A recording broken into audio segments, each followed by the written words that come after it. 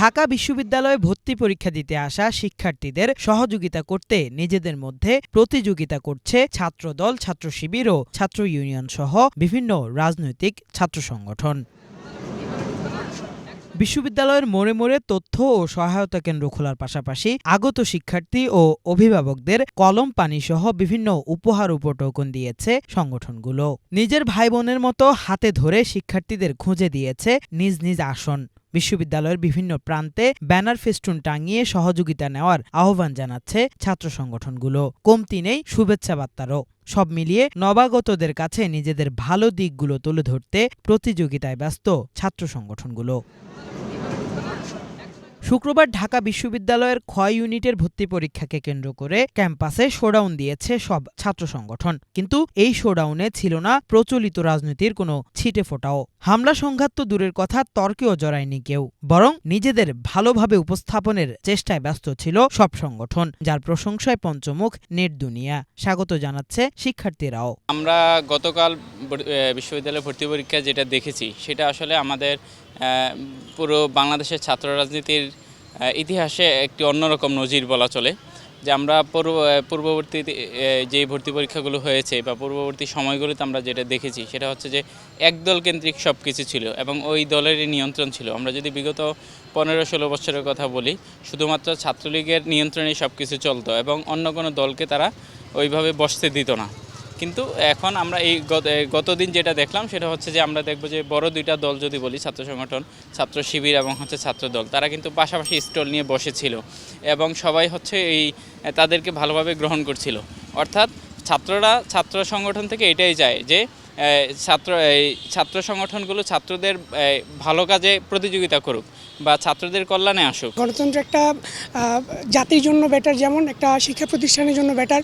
So গণতান্ত্রিক যদি দিক থেকে চিন্তা করি তাহলে এটা অবশ্যই একটা ভালো দিক।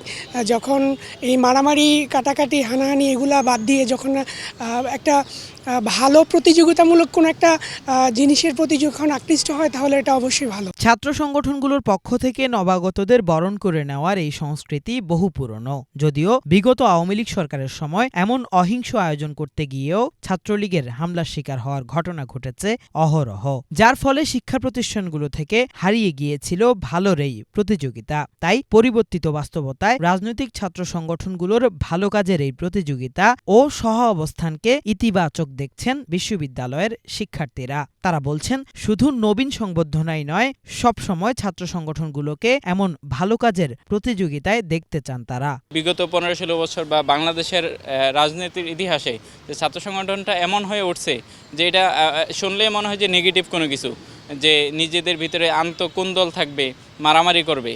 কিন্তু সেই জায়গায় ছাত্রদের কল্যাণে যদি কাজ করতে পারে ছাত্ররা তাদেরকে খুব ভালোভাবে গ্রহণ করে নেবে এবং এটাই আমাদের প্রত্যাশা আর কি, যে ছাত্র সংগঠনগুলো ছাত্রদের কল্যাণেই কাজ করবে। এর আগেকার যারা ছিল আমরা তো তাদেরকে দেখেছি যে তারা আসলে কেমন ছিল। তা আমরা সবসময় চাবো যে তারা যেন ছাত্রদের সাথে, মানে স্টুডেন্টদের সাথে যেন বন্ধুসুলভ আচরণটা করে, যেন তারা কি চায়, তাদের দাবিটা কি বা তারা কোন দিকে যাইতে চায়, এগুলোকে মাথায় নিয়ে তারাও যেন বলতে পারে যে এই জিনিসগুলো ভালো, এই জিনিসগুলো ভালো নয়, এই দিকগুলো যেন তারা অবশ্যই দেখাইতে পারে। আমার মনে হয় এটা করাটাই বেটার।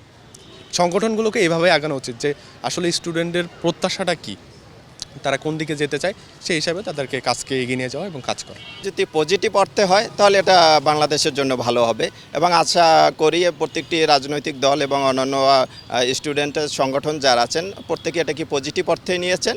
অর্থাৎ পজিটিভ ওয়েতে যদি গ্রো হয় তাহলে আমাদের জন্য, সকলের জন্যই ভালো। আর হামলা সংঘাত নয়, বিশ্ববিদ্যালয়ে ছাত্র রাজনীতি হবে শুধুই শিক্ষার্থী বান্ধব, এমনটাই প্রত্যাশা সাধারণ শিক্ষার্থীদের। কিফায়াত শাকিল, বাংলা ভিশন, ঢাকা।